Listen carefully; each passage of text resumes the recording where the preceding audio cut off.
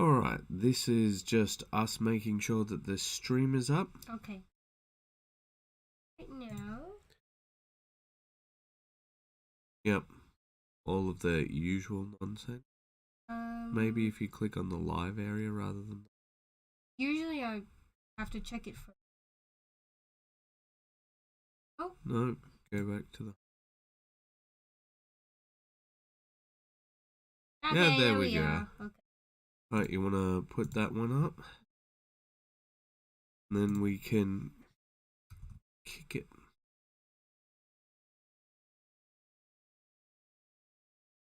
Looks like everything's good. Alright. So, you want to do it? If it'll post. Okay, it's posted. No, I mean the intro. Oh, yeah. Alright, 3, 2, 1. Good evening, ladies and gentlemen. Welcome once again to the Weekly WAYPN. I'm Cal. And I'm Sunny. AKA Henry and Sangita. So we're going to start off talking about Brushstroke, who does love us because he's used his words here. Yes. And you can see in the comments that I praise him for his impartial love. His impartial love. Yes. Well, like one of the things I commented about this base that you didn't recognize, you're like, it's a base, and I'm like, well, he made it himself, and you're like, wait, what? Yeah. Turns out it's made from foam and everything. Like that base is built from scratch. Yeah. So I was like, I wouldn't have guessed it at all. Yeah. Like, it looks like any standard VW or any standard base you'll get from any company. Yeah. Your plastic ones. And then, I just thought he probably did his usual painting, and then he put some snow effects and tufts and the usual. And I was like, wouldn't have guessed at all. So that's how it's the mark of a true craftsman.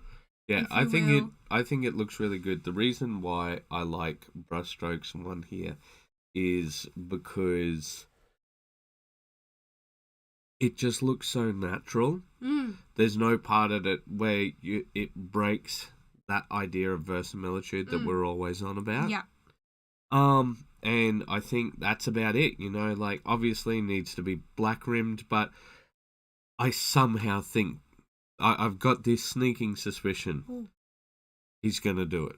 He's gonna black rim it? Yeah. Okay. Alright, so next up, would you like to read out what James said? James mostly just used, I'm looking at the same thing, right? Yeah. Okay. Used Army Paint or War Paint and Speed Paint and Citadel Paint so far. I wanted to expand and try Vallejo paints. Any tips? I like the look of the washes and special effects, but also the range of acrylic color. Anything to share before I go out and spend money? Yeah. And if you're in the chat, I would really like it if you guys could join us and give commentary, because this, I do believe, last time is where people gave a lot of feedback when people were just giving their text stuff and we were commenting on it. So I think, like, hopefully this will be a bit of a better setup, having this up while we can still move about here. All right, so I do believe I gave my answer for it, but I'm really starting to like the Vallejo ones. Citadel, I'm just so used to, but I think I pretty much gave my answer in there, didn't I? I do feel that, I think I also commented, it's like I believe the Vallejo range to be like the Chimera or Scale 75. Scale 75 affordable version of, essentially, like the smack dab middle. And it's also very accessible, because you can mostly get that in most game stores now. Well, I think since he can get it at the game store, he's going to. I think when it comes to accessibility, we've got to consider each and every person. If it's not at your game store, forget about it. If you can't quickly replenish something. Yeah, I guess.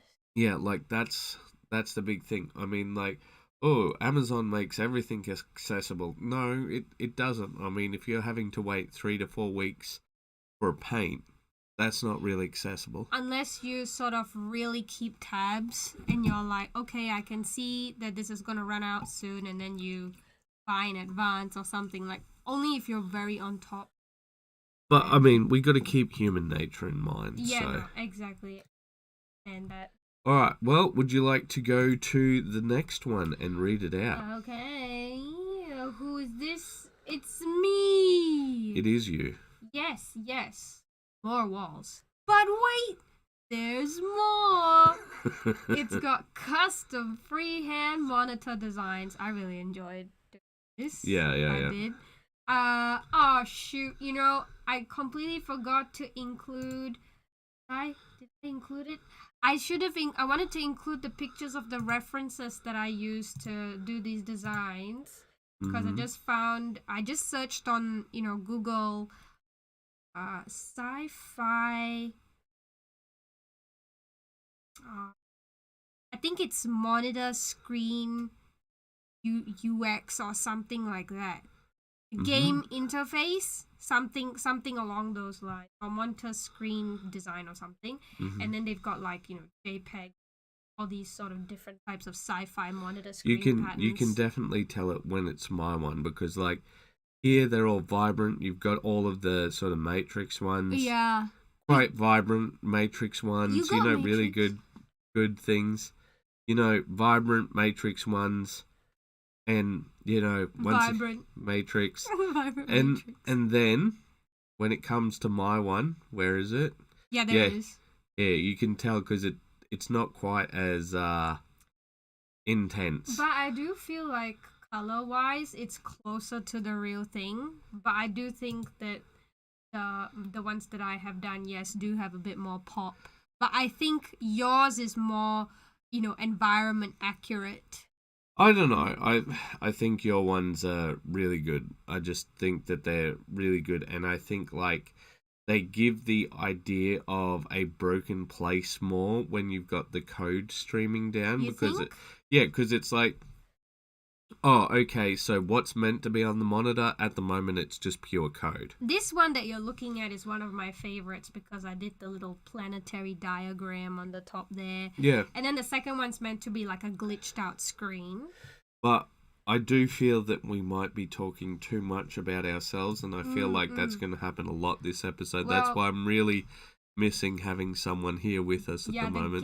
The guest will stop us from being selfish little pricks. Yeah, but also because I'm not sure if you can hear it in my voice, but it's back. It's back, and so am I. Yeah. I am also affected by the plague. All right, well, would you like to read out the next one? I think my thing's going to be a bit unresponsive. Okay.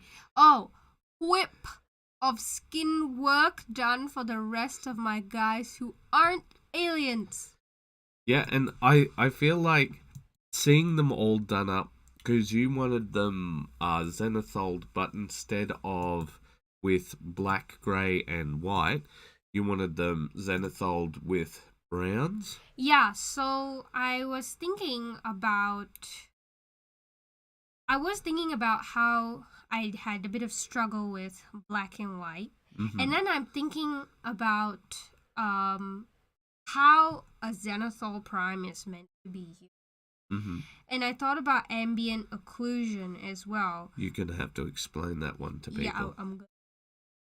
So ambient occlusion is basically the colors that will affect your light color, the light source, the color of the light source, and the color of your shadow based on the environment's light source. So for example, if you are outdoors, you would have blue shadows because of the light reflected from the sky, and a somewhat pale yellowish light to white light source to the sun, but most oftentimes it will be pale yellow.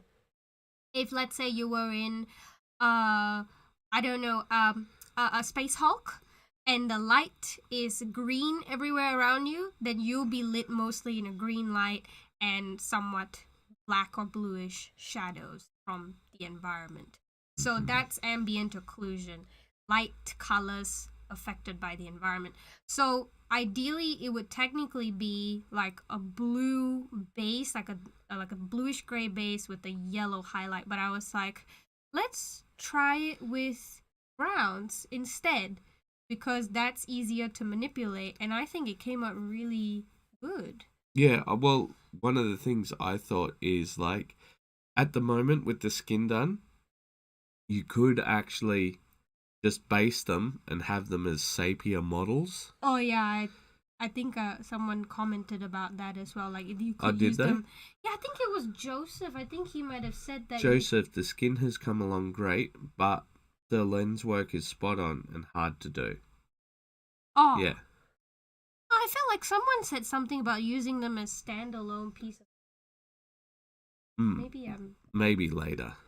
Yeah. But anyway, I think we should move on from these, but I just want to give my commentary. Yes. And I want us to say hello to Terraforming Studios. Hello. That might be somebody we might know and who may have been on here before. Maybe. I see. Oh no. Well, it didn't work. Tried to mute the sounds of death. Okay. Anyway, Alright. yeah. Next up, we have Chris Lee. Okay. Do you want to read out? Okay, thanks. I got General Dog, mostly complete for CanCon, the Crimson Brush competition. Hooray! So, I want us to take a look at this guy, and unfortunately, he's got a bit of a motion blur in this one. Yeah. But it's not too. Can't give. Yeah, well, like, I think, yeah, it's not that bad. But one of the things that I looked at it, right, is it's very subtle. It's very subtle. And the reason why I point that out, right, like, you take a look at this screen. This screen is quite flat, right? Yeah. And, like, that's the only thing that I was thinking about, right? How it's a really, really nice piece. Like, see this right here, where he's got that underlay, yep. right? And up here, even though it's quite muted colours, right, it comes out quite nice, in my opinion. Do you mean like it kind of pops more, even though it's No, muted? I don't think it pops at all. But it does look semi-realistic. You know, it looks as if, when I say semi-realistic, I mean, it's obviously not realistic because it's an alien, right?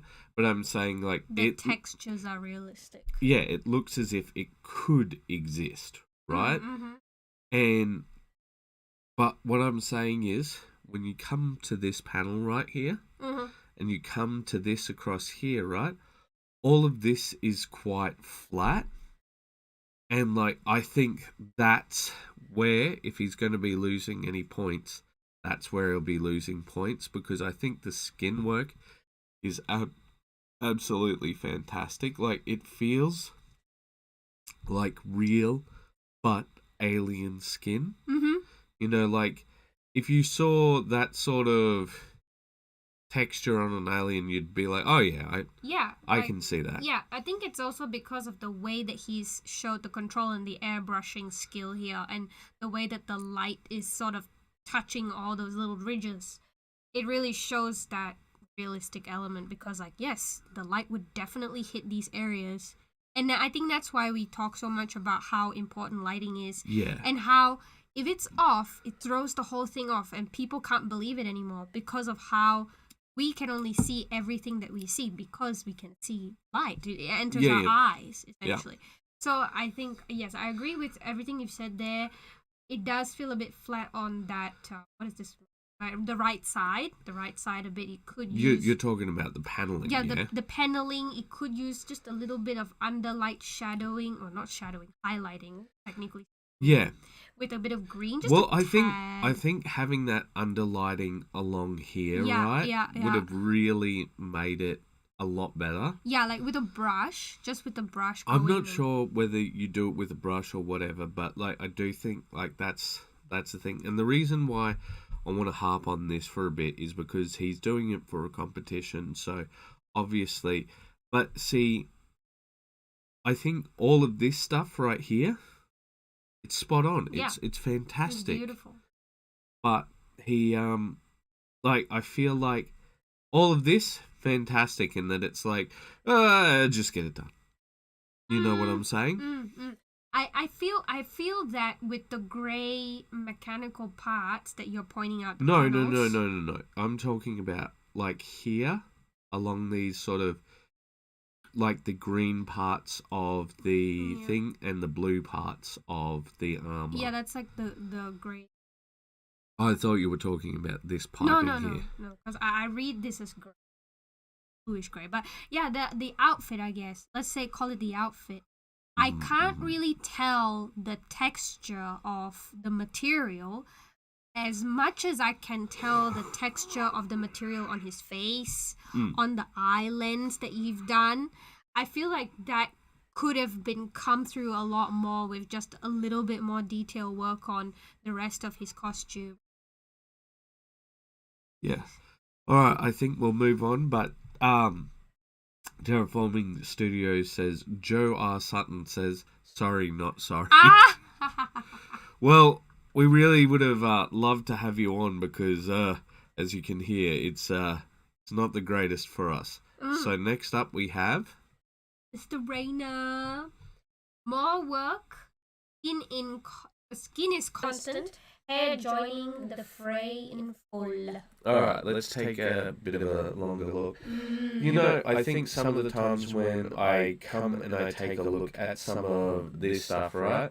And I go from this view to this view, I'm like, that is not zoomed in at all. That does not help us. You gotta zoom. Yeah. So I think the skin is coming up fantastic. I think it's been fantastic from start to finish, but I do feel like the shadows are a bit too deep here.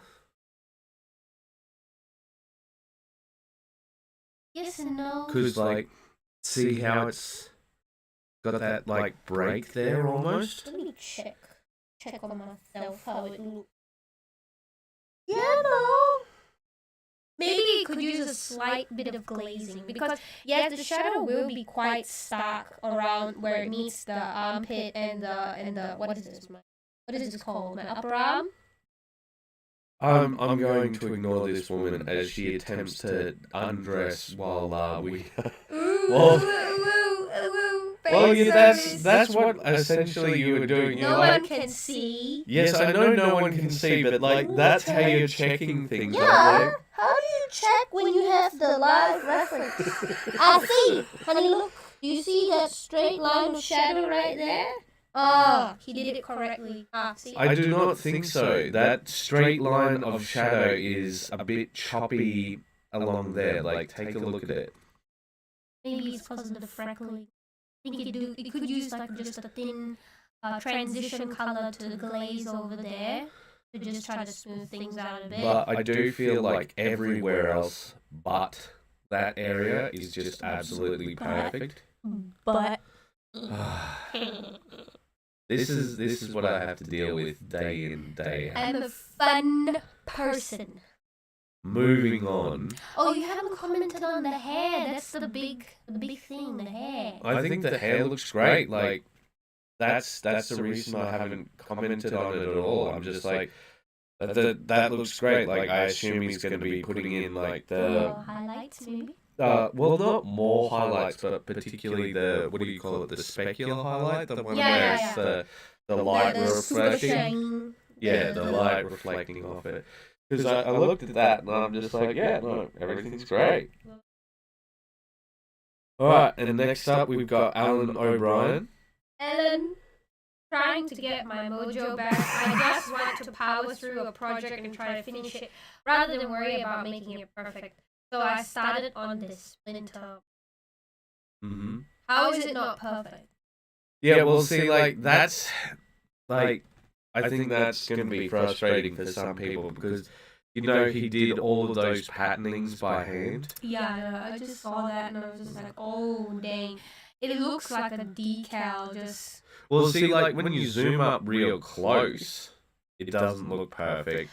But, I mean, like, you have to be pretty zoomed in for it to not be perfect. How do you do shading with and design of cloth?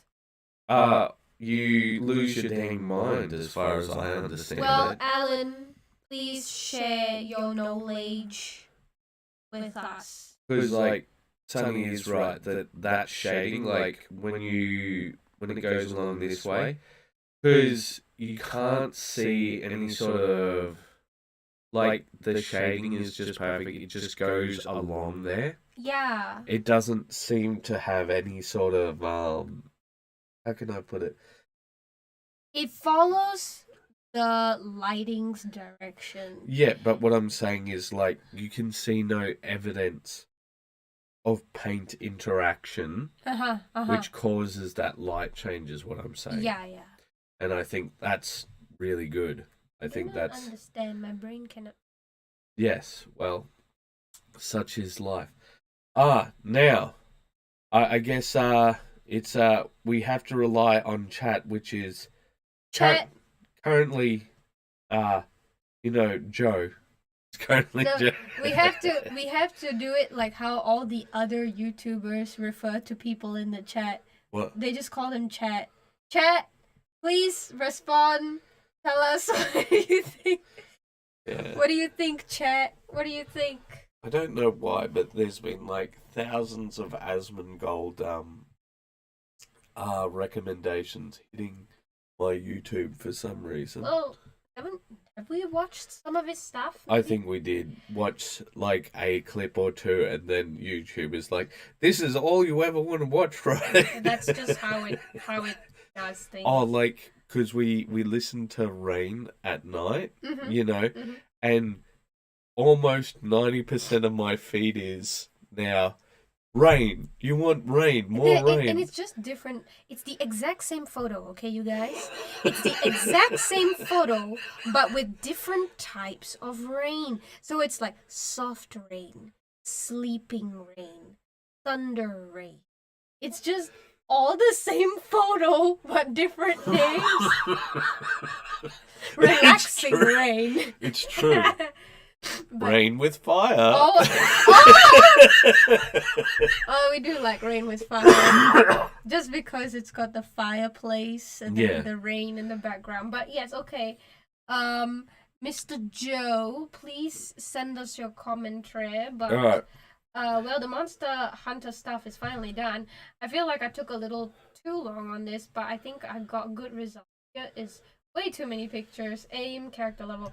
I don't understand how you took way too long when you met the deadline, but okay. Well, technically the deadline was this week, so would you like to read out some of the comments? Oh, okay. So and I will look at pictures while you read out the comments. Okay. Joseph says, I'd be very happy receiving these. You got them done very fast, too, for how many different models there are. Yeah, I agree. I agree. And then you said, I aim to please unless I have the plague, like at the moment. Yes. And what else? Ooh, Angela has said, would you say you aim to sneeze? Oh. Mom jokes. Love it. Now instead, womp womp. Yeah. But seriously, I hope you feel. And Joseph says, aim to sneeze. Is that how the green one got done? A bio airbrush. I should put a laughing face. Yes. Wait, show my support of jokes. Alright, Carlos says, I just saw the branch under the Rathalos foot. Great detail. Yeah, it's one of my favorite details on the model is the Rathalos branch. Stomping over the branch. Oh shit, I'll go back to that. There. Heavy boy. Yep. And he also thinks that it is very smooth finish. I agree. And then these STLs, no, they're not. Well, and now we have had time for Joe to catch up. So, I had the rain thing due to the boy and unwilling to sleep. Chris Lee, I won't get the virus by watching. No, wait, what? What do you say? Oh, no! It's all right. I already read it out. What do you say? He said, I won't get the virus by watching this. Oh, that's funny joke. Funny joke, Chris. You will die tomorrow. Don't, oi! Oi! What are you trying to do? Get us mad? It's a joke. Yes, I know, but YouTube does not like jokes. We have discovered this. Okay. Alright, but anyway, that's probably enough time spent on me, and we should probably move on. The commentary? It is the same comment. I think Chris was like, there was a slight spelling mistake. Ah! Dads. Anyway. So next up was just the Member Monday thing, and as always, it's me ranting about community. And if anybody knows Norman, please message them, because like I still haven't been able to get into contact with them. Alright, but next up we have Randon Gobble. Randon Gobble. Would you like to read, please? Okay, he says, been working on this guy for the last few days. It's not Angron, right? No. Okay. It's not Angron. It's Minotaur?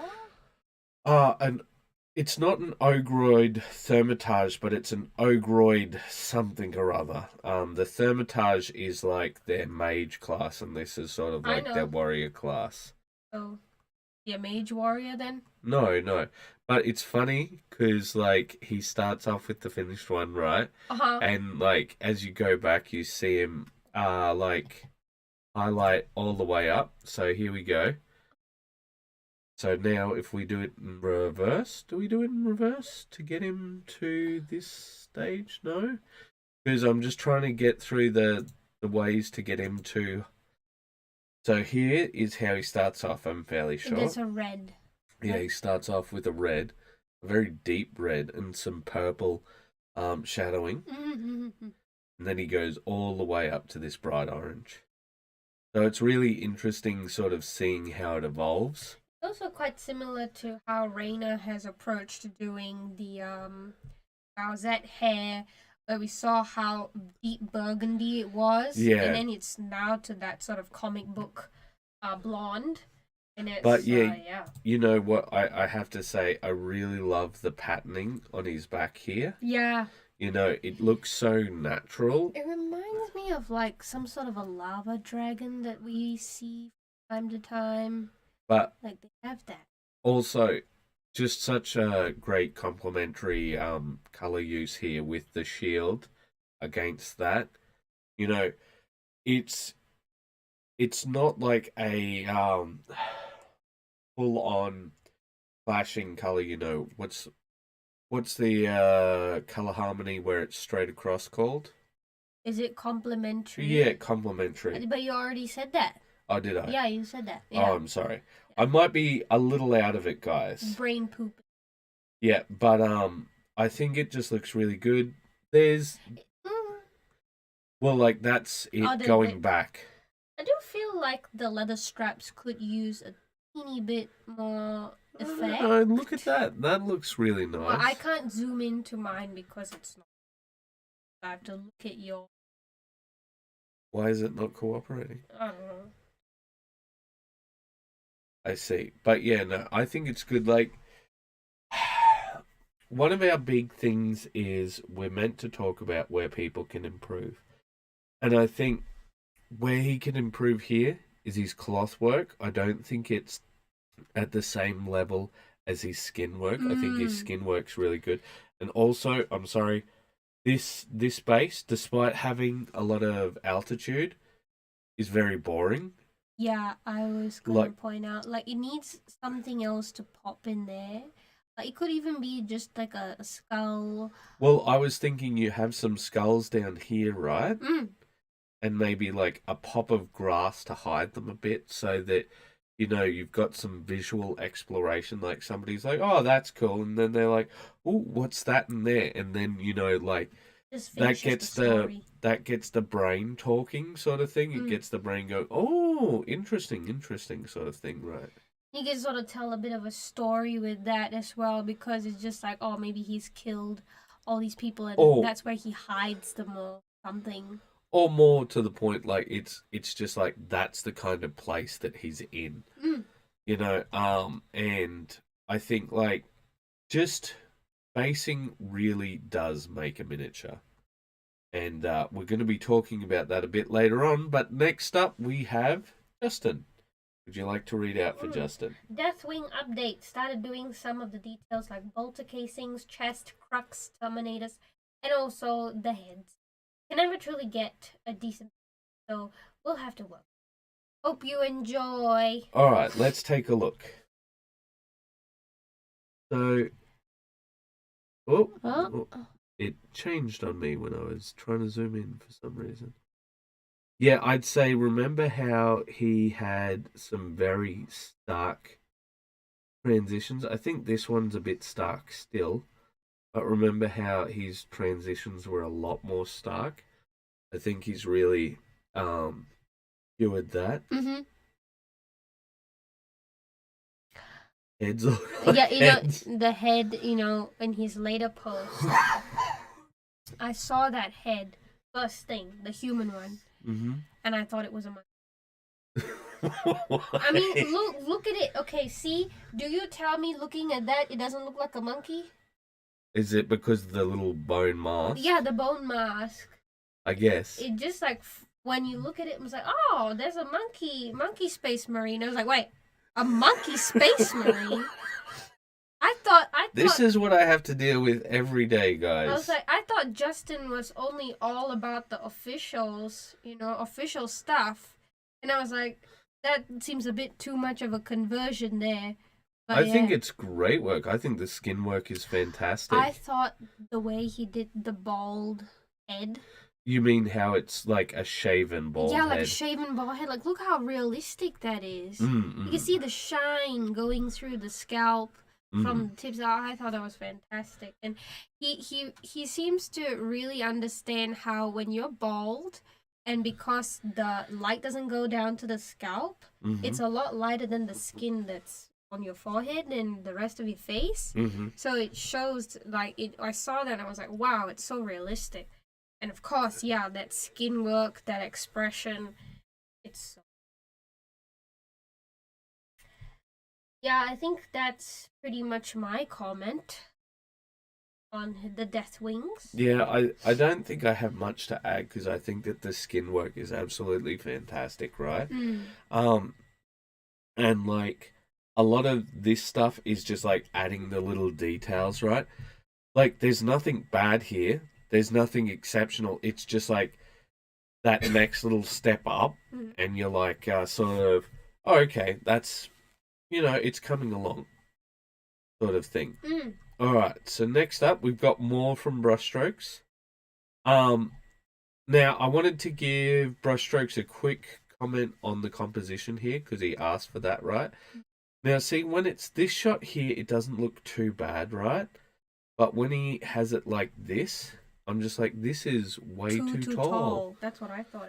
You know, and like, if you're going to force a perspective like this, right here, I think it looks fine.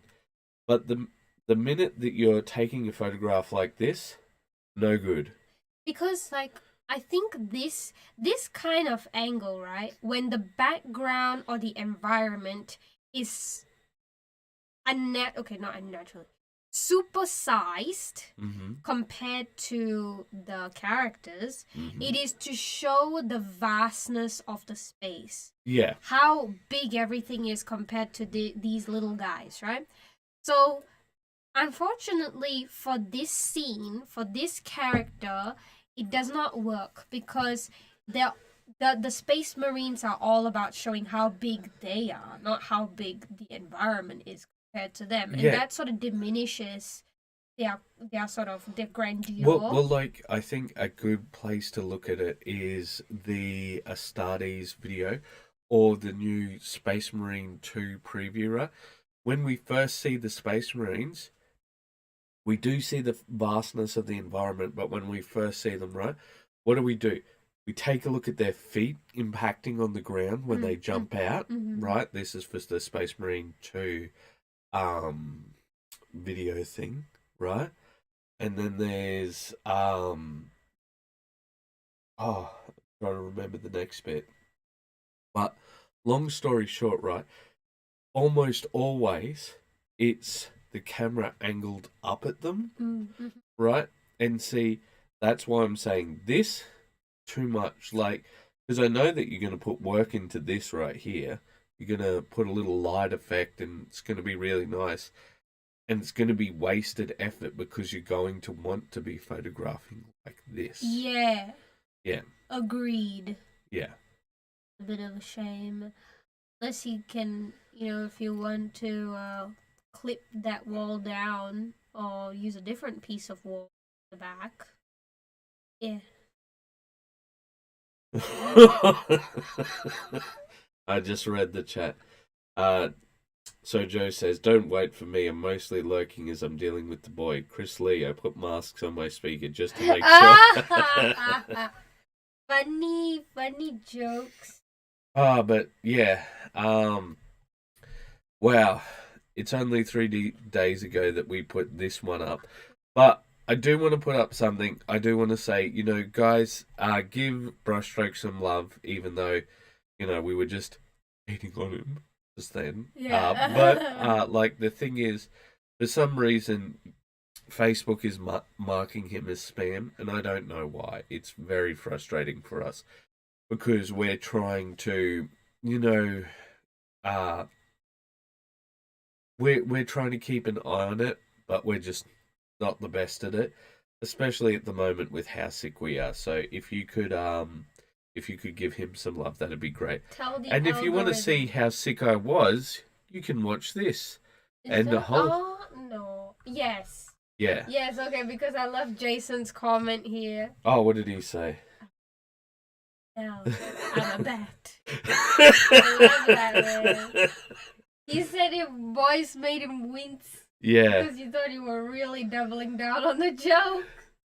Yeah, and then he's like, "Oh, it's not a joke. Oh, okay. Oh, that's awful. Yeah. That's absolutely horrific. Tragic. Okay. Tragic. All right. Would you like to read Carlos? Mr. One more in the bag. This is Sir Lennon Paladin.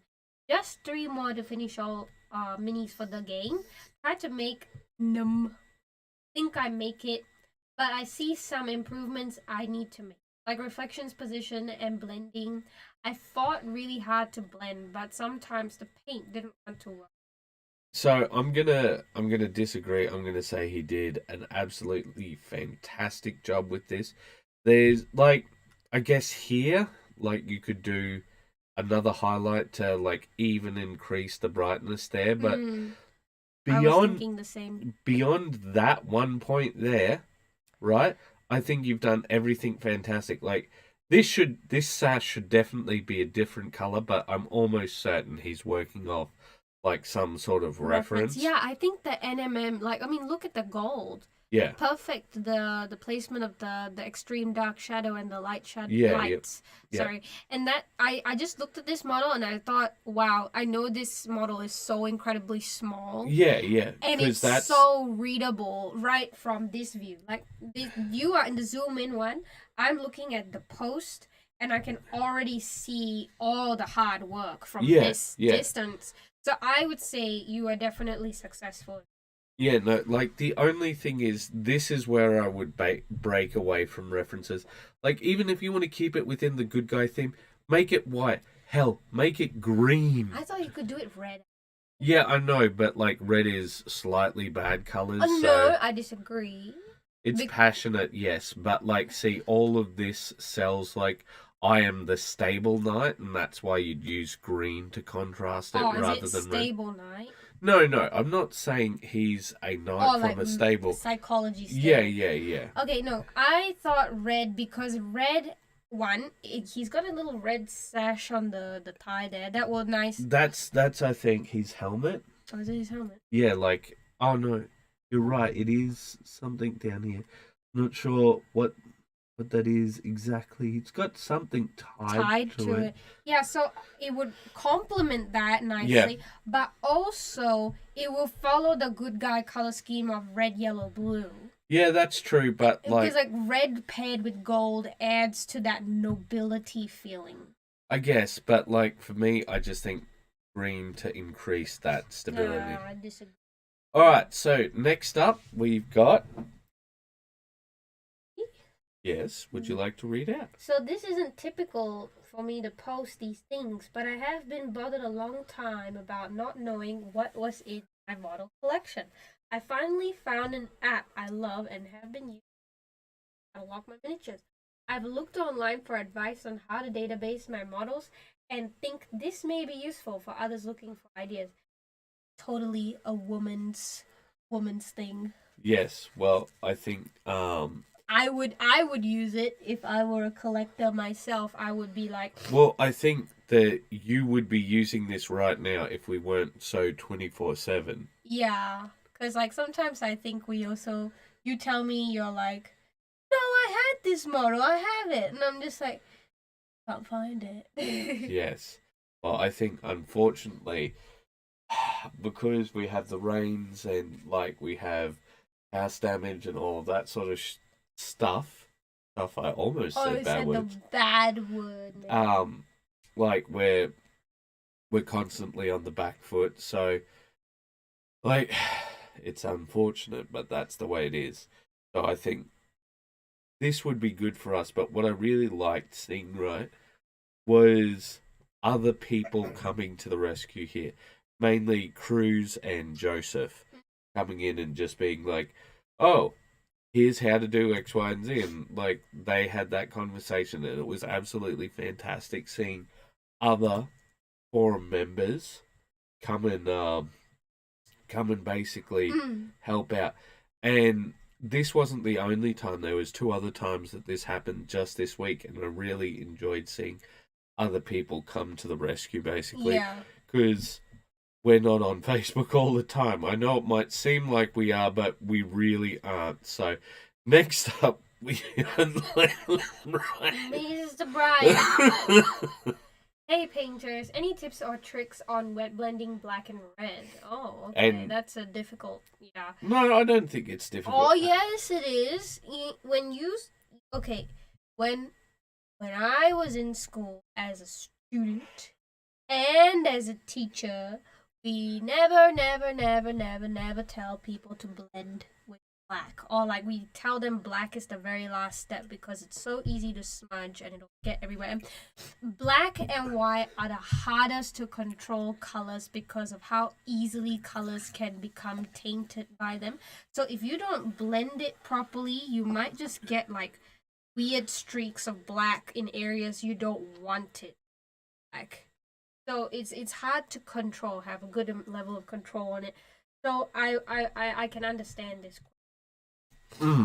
So let's see what else does he say? Yeah, well, that's basically the thing. He just wanted some advice with it. And what I'm really glad of is that basically I didn't have to do it. You know, that other people came in and explained things. And it was really helpful because like I came in and there's lots of people, like for example what Raina said, but I think there was somebody before Raina as well. No, it was Raina first. Yeah, and like Justin and all of this. Was it Raina first 17 hours? No, it was Justin first. Yeah, I thought it was Justin first. And basically how people have come in and explained things, right? And explain things in such a great way. Because, like, I saw this same question posted on our local area, and it got one response. And I was sort of like, oof, you know, comparing the different ways that people have answered. And I have to say, you know, I'm going to do that, what's the YouTuber thing? Oh, like, I'm so proud of this community. Oh, yeah, I know. Well, I could share a verbal.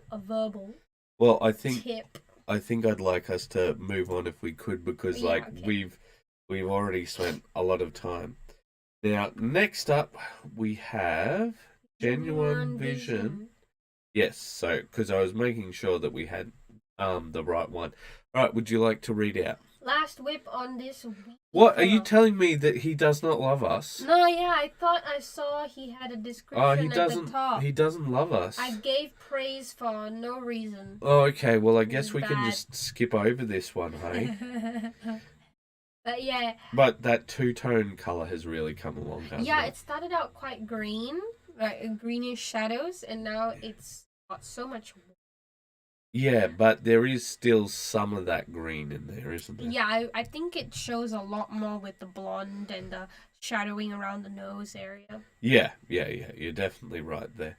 But these models that he's doing, the Moonstone ones, I think they are quite interesting. They're very sort of characterful. Yeah. I feel like they're like the early GW models not the early GW models. I feel like they're more like the 90s / mid 2000s models from GW, except in a different direction. Like, they're so filled with character.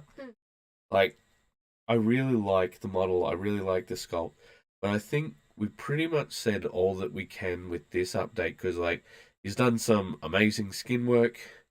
The hats come up a bit, and like, it's all just really nice. Like, there's not much for it. Yeah. Oh, maybe that's why he's upset. Oh yes, you love us enough today to add your own description, and it wasn't there, so perhaps.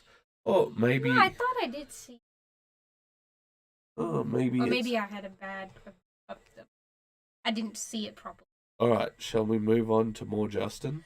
Justine. Yes. So I stuck the heads on because I was getting impatient. And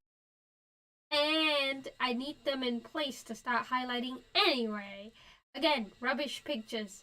I'm going to stipple the first highlights because I want a texture armor like the porous surface of bone armor. 3 levels of highlights, so going to take some time, but hopefully will be worth it. The assault cannon has had one basic positional stipple done, barely visible, but had enough for one night's paint.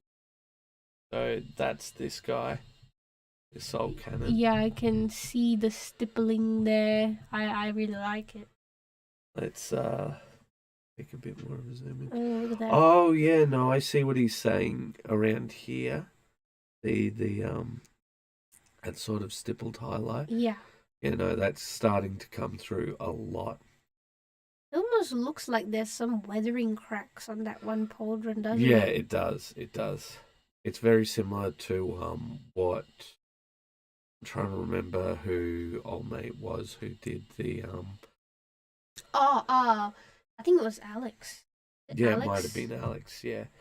But I have to say I do have a bit of fog brain, so it might be that. But yeah, it's really coming along. Very nice. But can't wait to. I wonder what kind of basing he's going to do. Probably a desert sand. And guys, I have no idea why, but there is only 150 views on this. Please come along and comment on this. Yeah, give us your questions so that we can make the video. Yeah, because we're like, oh, we're going to get 10,000 subscribers by the end of the week. And then as soon as we said that, our subscriber count just started crawling. And that's just the law of the universe. Yeah, that's Murphy. My mom always says, never, post... what is it called? Don't show something off before it's done, sort of thing. Which is kind of antithetical to our thingy. Yeah, we want you to show the progress so that we can appreciate it more when it's finished. It would be a bit, how would you say? It would be a bit... hypocritical. Counterproductive. No, I think hypocritical is right. Alright, so next up we've got Chris Lee. Would you like to start reading? Here are some... Yes. Here are some shots of General Dog without his shoulder pad and eyepiece. The base has LEDs to charge up the glow and the dark paint to... Oh, you need to charge it. Interesting. Dark paint to create an underlit effect.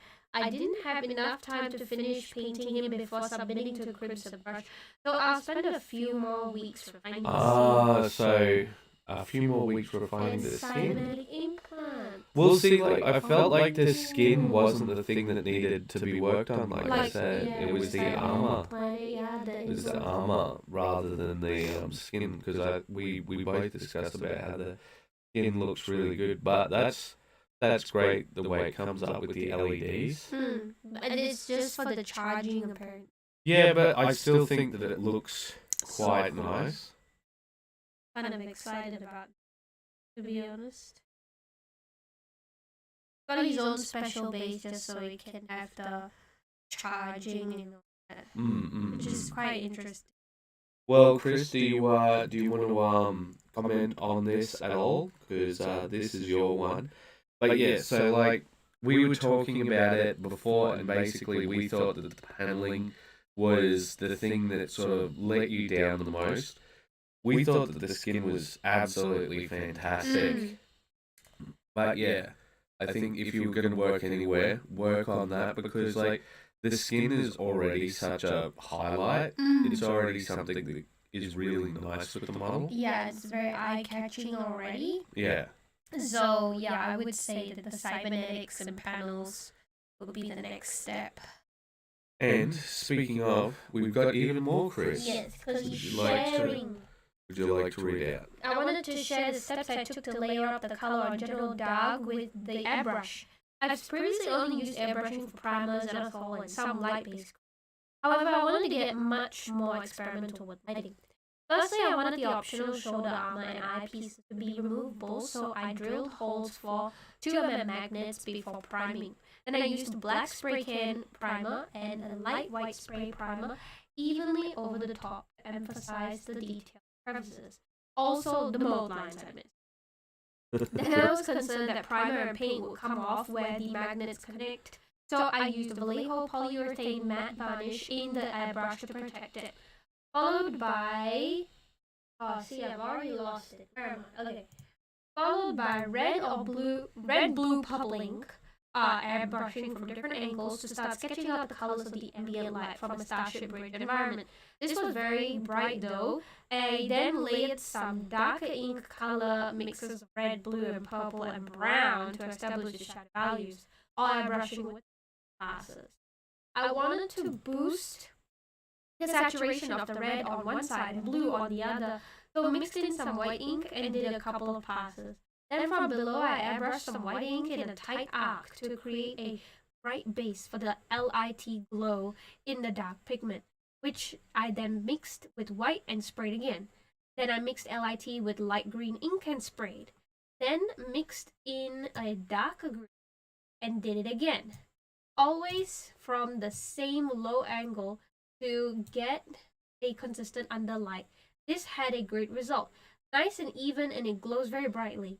Then I airbrushed white ink in a wide arc from one side to create a single strong white base in tones. I then changed to a smaller airbrush nib and needle and sprayed yellow ink over the skin and horns. There was some overspray, so I used masking putty to cover the other areas and sprayed orange ink from the horns down to the face and over any skin not on the red ink and the brown on the horns. I was concerned that the green underlighting would be covered, so I did another pass with green ink and lit pigment from below. Then I started hand painting. A lot of the early red and blue and purple colors have been lost underneath other colors, but they established the lighting and values and can mostly be seen in shadowy areas. I may emphasize hand paint. Well, Chris has made some comments, so yeah, the armor for sure. Get in it, chat, get in it. I ran out of most time on the armor, so, and Joe says that he loves the magnet work. Yeah, so I think it's pretty much what we've said before, because we just thought like The skin work was great, and that's why I was surprised to hear you go, "Oh, I need to put more work in on the skin," and I'm like, the skin is not the problem area. Like the only thing that I would say about the skin that like I think could be bad is about taste. Now, when it comes to doing competitions, like if you take a look at Alan's work when he's doing for competitions, they are super high contrast. They're like ridiculously high contrast. But when you take a look at other competitions, it's all about whatever is the taste of that competition. Yeah, like what is the like competitions sometimes have a bit of their own style that they want to see. Yeah, and like certain judges want certain things more than other people. Yeah, and like that's the big thing when it comes to competitions, right? And unfortunately, and we've seen it before time and time again, it's about who you know and who you blow some of the times. And like I think that we would be doing a vast disservice if we didn't mention that, because some of the times that's going to be your biggest issue. Yeah. But I think we've pretty much said that. But next up, we've got James. If you'd be able to read him out, I'm just going to step out a minute so I can hawk up a lung or two. Yeah. And if you could read. Yeah, I can. Okay, I can finally post these pictures with the competition at Heretics Haven and an end. I can finally reveal that this was my entry into the painting competition. Wasn't as amazing as some of the other entries, but I'm proud of myself. I ended up learning a bunch of new stuff about painting and learned a couple of new skills that I had to learn from scratch. I don't normally ask this, but feel free to give constructive criticism so that I learned what I did wrong and where I can improve. Now, there has been some comments already on this post, and Joseph has made very constructive feedback, and I'm just going to read what he has said because I think he hit all the points. This was for a competition, so I'll be a little harsher than if this was just for your own gaming. They look good, and I'd be very happy playing with or against them. Things to improve. Number 1. The bases are clean but blank and blue. A base is your chance to set the mini in the world and frame it. Even a simply decorated base can really make a model pop. You missed a chance to enhance your work there. Also, blank bases make Henry cry. They do. Second, highlighting. You can get away with not doing much on her infantry for tabletop play. They're not the focus, and there will usually be 3 of them crammed in a hex, making detail hard to pick. For competition painting, you want to pull in the extra effort. Even if you ignore the grunts, you should not ignore Helena. She's the centerpiece. She's your main chance to show off. Two-toning that banner was a great idea, but it looks flat. That might be the lighting issue here. Taking pictures in the box can't help with shadows and I like what you did with the shield. Number 3, sorry. I got lazy and kept my color symbol gold on white, adds a religious on that works. Number 4, there's some good color choices there. Everyone looks like an individual, which helps the showing off your skill. With teams or units, I try to find a unifying theme to paint, but hard to do with these guys. This is something basic to help with. If they all look like they're in the same place, that's something new. Maybe a judge was looking for something like that, but I would hope. Yes, and I just said all the points. Yeah, no, I was hoping that you'd go over Joseph's stuff. Sorry about my short absence, guys, but I think you can hear the. Yeah. Such is life. Anyway, but yeah, okay. Anyway, I did want to comment on some of the things. So yes, a lot of the stuff which really needs to be improved is highlighting. Like there's not a lot of layering and highlighting. There's some good brush control shown, right?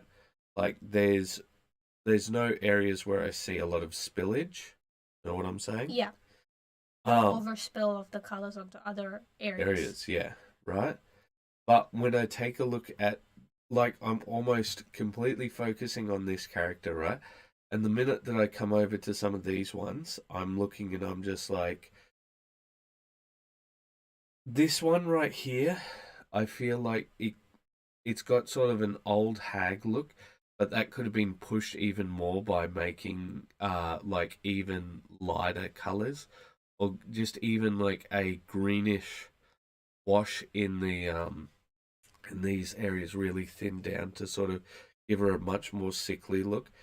And like that's what I'm mostly looking at. Like it's just on every single area, right? It's just like take that next step. Also, you need to have these based. Okay? Like especially when it comes to a competition, when somebody just sees something stark like this, and the other thing is, right? Remember how I said there's no spillage? So you see these like really tiny inconsistencies in that blue, right? Yeah. And the hair along there. Right? Let's say that there's like some sort of static grass or something, right? And like there was a hair in there. We'd almost not even notice, right? Yeah. But every single tiny error that there's going to be on bases, if you do not have basing there, it's just going to magnify it so much, right? Just an enormous amount, right? And like Joseph says, oh, it does make me cry because like the thing is, your basing is part of your storytelling, right? So when you're putting them on this blue, you're saying, all right, this is them, an icy blue, right? And it's like, okay, but that icy blue doesn't really vibe with them. Mm-hmm. Like, let's take a look at, like, okay, so there's this lady here, right? The old hag with the sort of purple and pink. Like, she's quite notable because compared to everybody else, and I'm gonna pull back over here because otherwise we wouldn't be able to see these two, right?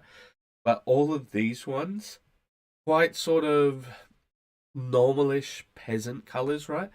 And then these are sort of royalish colors, right? Yeah, something it's also youthful, more like you wouldn't really see that on an old hag. Oh, you could, like an old hag trying to be young. Yeah, but I don't think that's what she's trying to go for. Yeah, but like that's what I'm saying here, right? Have like what's this pale blue represent? Because we take a look at blue represents stability, right? When you add white to blue, it becomes paler, right? And it shows distance, coldness. It shows a certain emotional tone.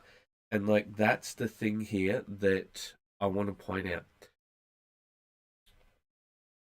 This, what I would have done for their basing, right? A sort of muddy, rocky area, or maybe some cobblestone roads, right? Have them feel like the people they are. These are peasants who have taken up arms to defend wherever they are, right? I think the butcher having splatters of blood on him is good. It's fine, right? This guy having like a little yellow patch there, that's all nice, all of that sort of thing, right? But with them being all different and with them only having this blue connecting them, I don't feel a unified presence. Yeah, I would agree with you on that, yeah. And like that's the biggest problem when it comes to like militia type people. And I know that's a problem because that's one of the things that I plan to solve with my guys around here, right? So take a look. These are sort of commonish people again, right? But I gave them all commonish type of clothing. Like they're all wearing denim or something like that, right? And when we take a look at these guys, right? there's no one feature that unifies them other than boots, I guess. Yeah, yes, you could say that. And see, that's why I'm saying you're going to need to have some sort of environmental unifier. Yeah, but I think that's as much as we can spend on these guys, and I think we should move on. All right. And guys, we really love having people on. You know, it's really good for us because it makes it feel less like work. And the other thing is when we are like we are right now, it saves our voice, and as you can tell, I'm not 100%. Yeah, but we also like to have that different opinion, especially for someone to comment on our stuff. Yeah. You know, so that we can receive feedback unbiasedly as well. Yeah, all right. So next up we got Lance. You want to read out his thing? Trying to get back in the groove, working on lighting for picture to more accurately show colors and... I think Lance has really actually been stepping up, which I hope means that he's been recovering well. Because we know that, you know, he had surgery last year, and it's like brain surgery is not cool. So I think that he's really been stepping up. And the other thing is, look at that basing. There's actual basing there. Yeah, he's finally put some sand on there. Yay. And see, like, it might sound as if like we've come off from James and we've been pretty harsh and that sort of thing, right?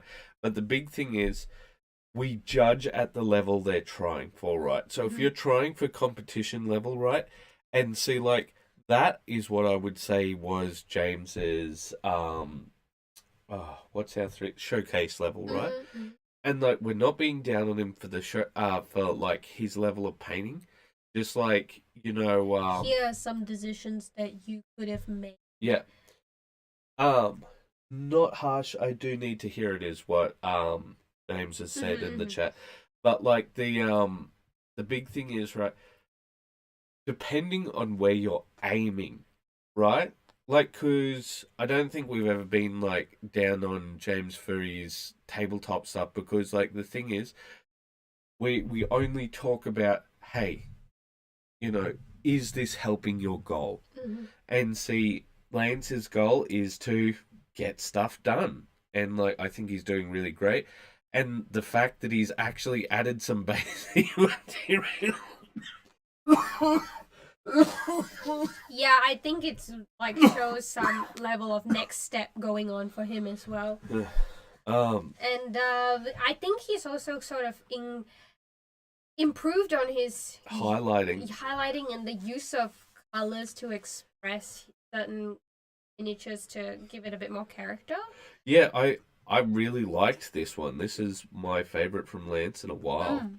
Like, I think so. We've got next up is another one from Lance, and he's done, I think it's an orc warrior. Yeah, and he's just done some base coding and coloring. But it's such a characterful model that I'm quite excited to see how he'll...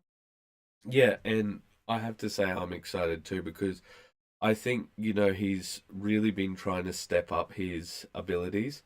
And like I said, like that's a big sort of hill to climb. So I think, you know, like it's something to keep in mind. And I think that he's been doing great, you know, like I've noticed that things have improved over time. Yeah. But it's all about keeping at it. Yeah. So that you don't... Yeah. So next up we've got Justin Taylor. Crimson Brush the past weekend got me fired up for painting, even more than usual.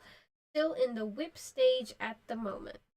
And I tell you what, for something that this is still in the whip stage, you can tell, you know, like that's the difference between going for a crimson brush and you know, just standard painting. But yeah, I look at this and yeah, it is still in the whip stage. I think this sort of whatever this, how would you describe that piece of clothing? It's a skin sash. Like, it obviously needs a bit more work, but I feel like the skin is almost done. I just absolutely love how he's done the lighting effect on like it's Yeah, some it's fiery lava place that she must be in, like some demon right hell. So he'd seduce you into. well, it's just so smooth. So yeah, I'm very sure he's done all this with an. Maybe, And or then lots and lots of glazing, but I think that's looking really good, right? so beautiful. Yeah. But I do think like he's really gonna have to push this bit of clothing to get that contrast. He's also really gonna have to push the golds for them to come up quite nicely. Yeah. Also, I'm not sure how these golds would actually interact with that bit of lighting because you've got to remember that metallics interact with lighting in a very particular way. And when you're like, for example, right here, see this bit here, almost, and these bits right here, you've obviously got the light hitting the bits of the underskin, right? But it's almost as if the gold's unaffected by it. Yeah, and it would also be tinted by the color of the light as well. Yeah, so yeah, it would exactly. Be a sort of a reddish glow to a bright yellow highlight. Yeah. So yeah, and like that's the big thing, you know. You gotta take a look at where you're aiming for and what you're aiming to do. And like that's the big thing. Like personally, I think this is probably better than what I could paint, or given the amount of time that I have in a week, you know, it's better painted than what I could do. And I look at it and it's very nice and that sort of thing. But these are the kinds of things that judges are going to pick up on. And like that's some of the stuff that I'm noticing, like for example, this bone here and that sort of thing. And I know it's a work in progress, but that's why we point it out now. Because if we don't point it out now, like it's not going to be pointed out. Speaking of different aims, so here's some very different aims, and if you could read out for me because my voice is shredded. I was reinfected, kind of slowed down my progress. Thus, no Whip Wednesday post, but I am trying to keep trucking on. However, I am only working on my commission when I am not absolutely tragic and trying to get my Stargrave model done while coughing and. I hope the rest of you are going strong. Oh, so also I wanted to try alternative slap chop methods and just try out how a wash would help with darkening airbrush. And well, apparently I was pretty. Yeah. So this is more tabletop level. I'm just trying to get these guys done.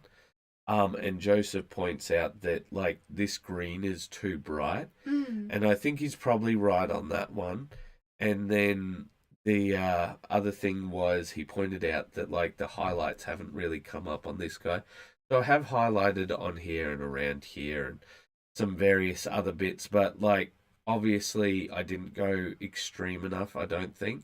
Whereas the other guy's quite extreme, so like highlights are on here, but like it's not even coming up, I guess. So like yeah, you can see the highlights are. It's very, very decent. Yeah, it's not over the top at all. It's very sort of subtle. So I think Joseph's right. I do think I've got to do that. But with this one, it was more for taste. But I see what he's saying, so I think I'm going to turn this into a camo. Oh yeah. Because I think that fits the theme a bit more. You know, and yeah. But I'm really enjoying these Anvil Industry models. They're quite fun. And I'm really looking forward to doing more work with them because that's what we're doing for Stargrave. But yeah, if you guys have comments on my stuff, we would love to hear it because that's that's why we want to have other people on because we don't just want to sort of YouTube friendly terms for. I don't know how to put it with my fog brain, so I'm just going to move on to Joe. Okay, so we have Joe, and he says... Sorry, keep going. Work continues very slowly as people keep asking me to do unreasonable things like leave the house and be sociable. I can't be doing with that. I got no painting done last weekend and won't get any done this weekend either. Plus, people, ugh, they're the worst. I revisited the pink bows on Axe Lady and they're now more lilac or lavender. I have used more visually distinct shades of brown than I thought possible, and there's at least one more to go. Two if you include bone. Two if you include. They are all at the tipping points, and I only need some quality time with a brush in my hand to finish them, but that's not happening this week. I understand the frustration. Hammer Lady is holding some red hot metal in her tongs. Links to guides for that appreciated before. To... Yeah, well, I think that it's all good. Like, I look at this, right? It's all works in progress, but he has really increased the pink or the lilac. I don't know which one he increased, but like definitely looks more. Well, like there's a definite difference between them now. Before, like some of the times it was a bit similar. Do you remember? We took a look at the pictures before, and we're like, I'm looking at it at the zoomed out level. Fortunately for me, I feel they look the same. That might be your computer monitor. Yeah, my monitor's a bit more on like the.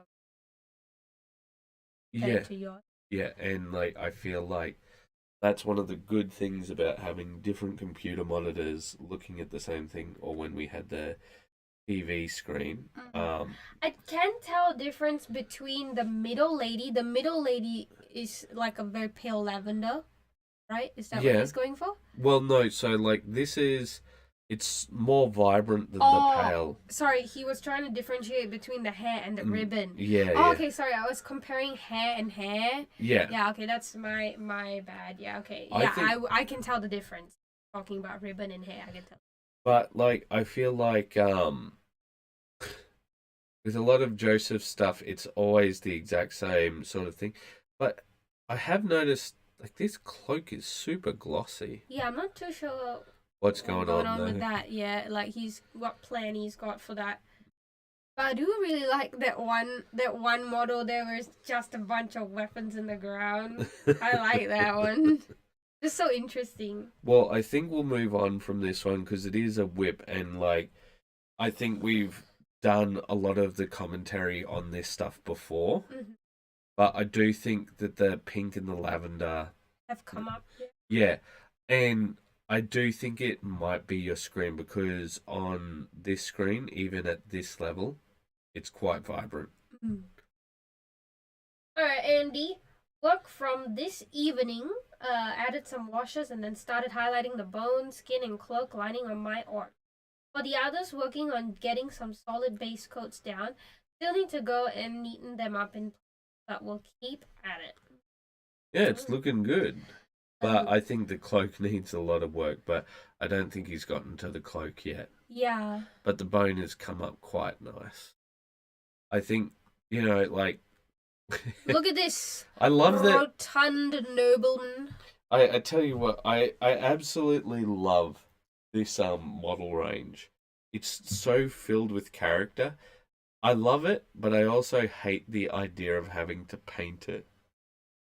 Is it really that bad?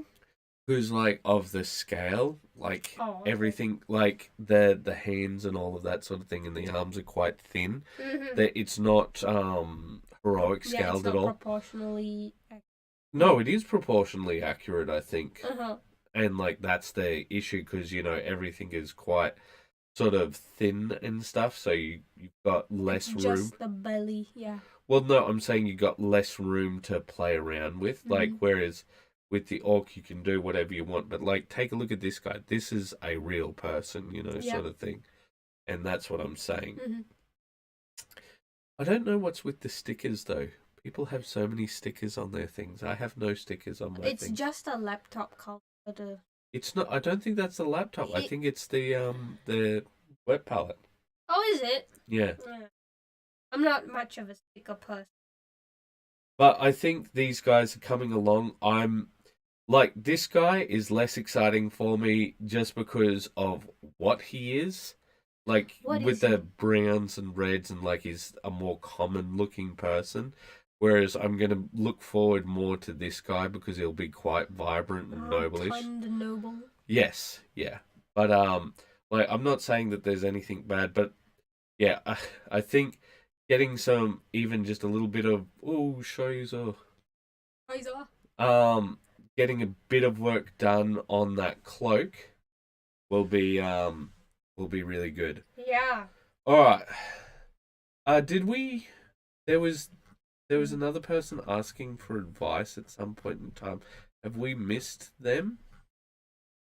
So I know that. I don't see. Was it Kerry and Yeah, we've already done Kerry. So it was just. It was Brian and it was Kerry. Okay, all right. Done those two. All right. Well, would you like to read as I go on the Joe R. Sutton adventure? I need to.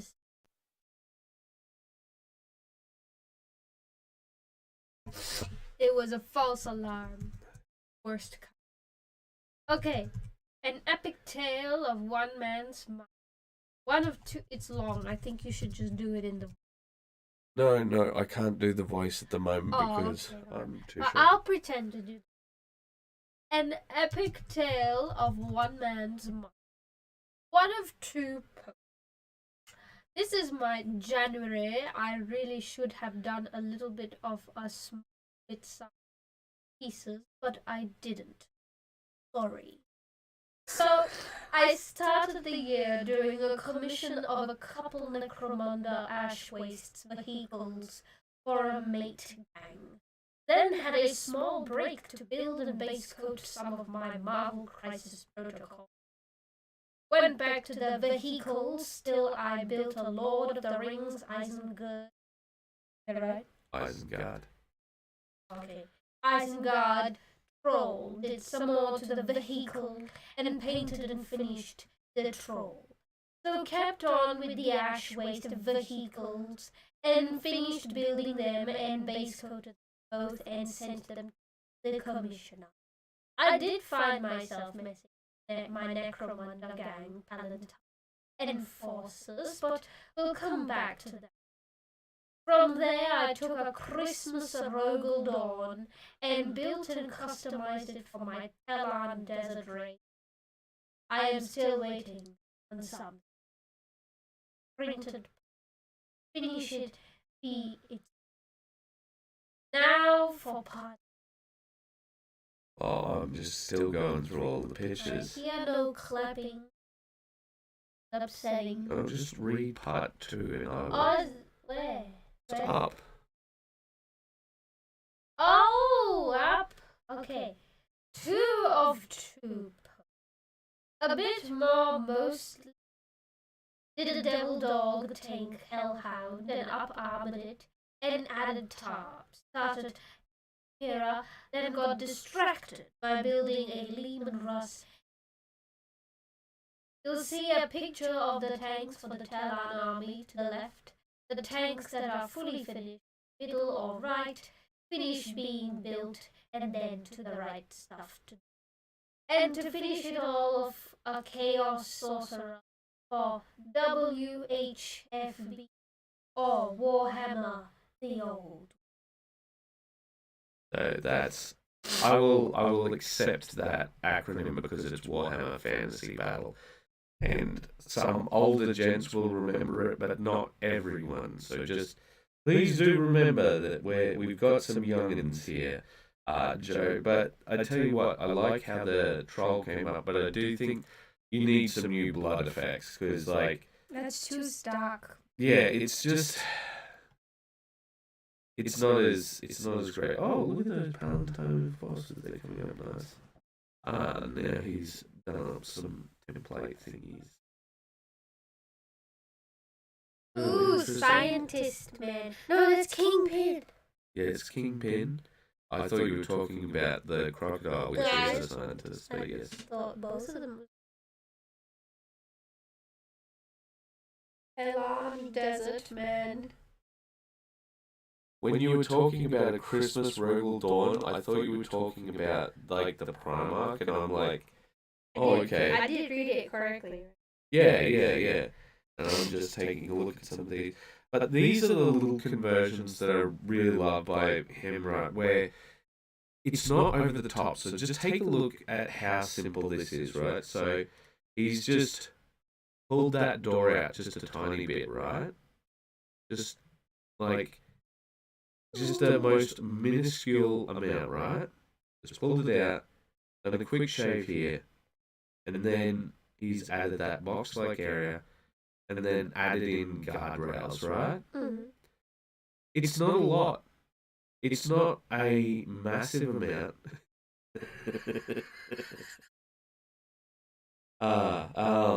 But like just these little additions really make things come to life. You know, one time I'm gonna have to get Joe to do a conversion for me, because what I want to do is I want to do Gene Stealer cultists, but not as underground miners. Ooh. But as like they've all got farm stuff. Farm stuff? Yeah, because they're on an agri world. So okay. you know, like they're all they've converted like tractors and stuff. Ah, that would be cool. Yeah, but I tell you what, so that's that one fully gone through now. But this was really interesting. It's obvious that he's like made some of these custom, like he's got some old what do you call them? The where you got the rubber press against the rubber and you squish the thing. Molds. Yeah, he's got some old molds, and like that really made the Necromunda. Yes. Yes. Correct. Hey, at least after you painted it, it's more vibrant than the actual box art. Good stuff. Yeah. Look at this little guy. Oh no, that's the top of the tank. Yeah, it is. I was like, is that a standalone thing? And I was like, no. No, it's looking good. But just like this is what I'm talking about. It's not anything like absolutely crazy. It's just adding these little bits and pieces here and there. And like that build up over time makes it look amazing. Like how he's like, okay, I'll put on those actual pieces and then I'll put the little bit of tissue on there, right? And it gives it the actual form and all of that. It just feels so right, so good. You know, when you take a look at it, and it makes it feel so much better. Oh, you said it feels sad and everything. Yeah. And I like how he sort of shows off his other stuff over here to sort of go, all right, this is what I've sort of got going, you know. You enjoy looking pictures. Yeah, no, it's I do like going on the Joe R. Sutton adventures, because this is like if I was better at taking pictures and you know. Oh, look at this arm. Yeah, that's just that tank just giving its first spray. But if I was better at taking pictures, like this is how I would do things, go on like this grand adventure. And I love just going through and seeing all of this stuff. Because it is a Joe R. Sutton adventure. Oh no. What's that supposed to be? But I mean, it does look that way, doesn't it? Look at. Yeah, I guess you're right. It looks a bit like a thong.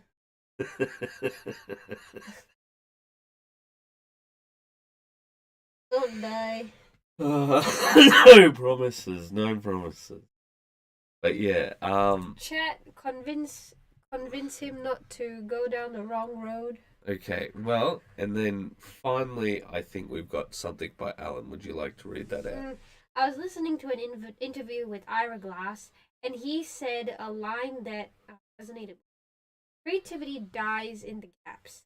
What he meant was that people start off creating, but they also have a vision for what they want to become. This could be playing the guitar, sculpting, writing, poetry. Yet typically what we create doesn't live up to what's in our mind. There's a gap between the execution and the dream, and we get caught up in that gap. It begins to sap us our will to create. Eventually we stop creating.